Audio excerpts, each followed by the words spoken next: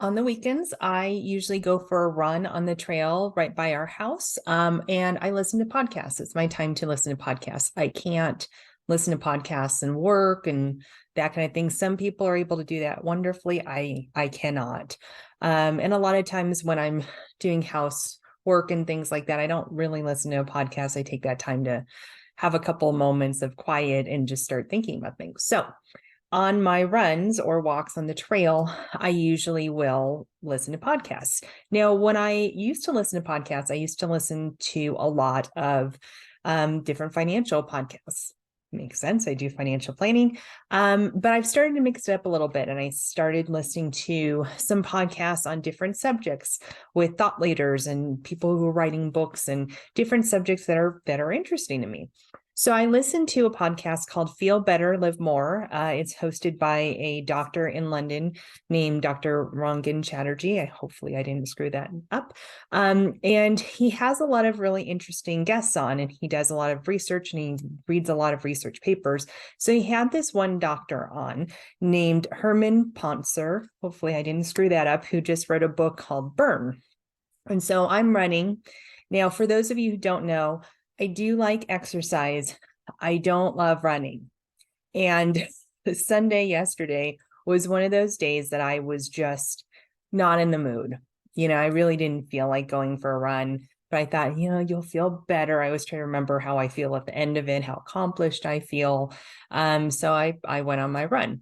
Now, the podcast was about his new book and how he actually talks about how exercise doesn't help you burn any more calories.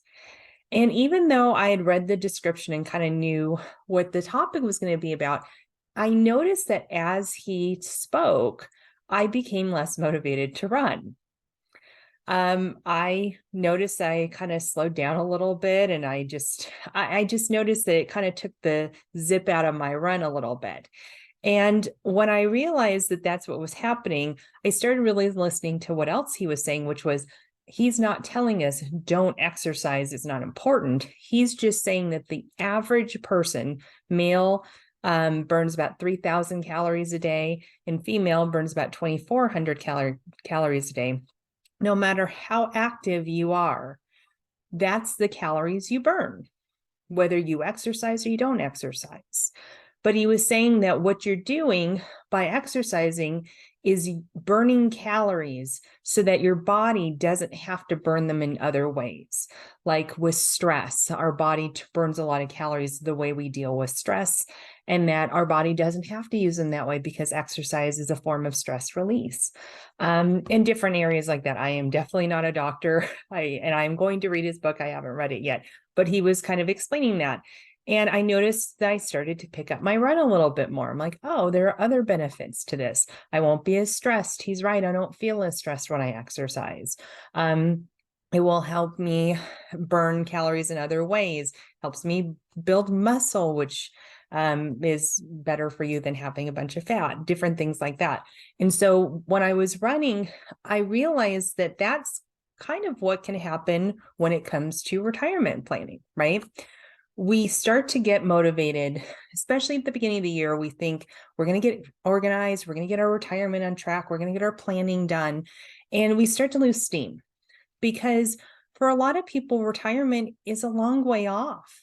It's 10, 20, 30, 40 years maybe away. And we're asking you to save for something that you don't get to see the result for many, many decades in most of our times. So of course your motivation starts to wane because you don't feel any success. It kind of brought me back to something that a gentleman whose name's James Pollard, he does marketing ideas for financial planners. He's great. And he was saying in one of his podcasts that it's like eating a hamburger, right? We eat a hamburger and we don't think of how bad some of those things in the hamburger are for us because they don't immediately affect us. They affect us 10, 15, 20 years down the line by eating lots of hamburgers. But if that one hamburger that we ate actually affected our health immediately, then we wouldn't eat it. It's the same thing with retirement planning. We start to build this momentum and then we stop because there's no gratification. There doesn't feel like there's a result. So my question to you is, how can we build in results that come sooner for you, that you're still building for your long-term goals, but you're also getting wins along the way? You're getting those results to keep you motivated. That's what bucket list planning is. I list myself on LinkedIn as a bucket list planner because I really truly believe that people don't know what their life in retirement is going to look like if they don't have experiences and get some wins before that. It's hard to keep motivated. So take out your bucket list, dust it off, and let's see what we can start checking off sooner rather than later that will keep you motivated to keep saving and taking care of yourself. Because that's what bucket list planning is taking care of you. So give us a call if we can help you in any way with your bucket list planning, with your planning in general, staying motivated, having that accountability partner. That is what we are here for. One Vision Retirement, your retirement, and 20/20 vision.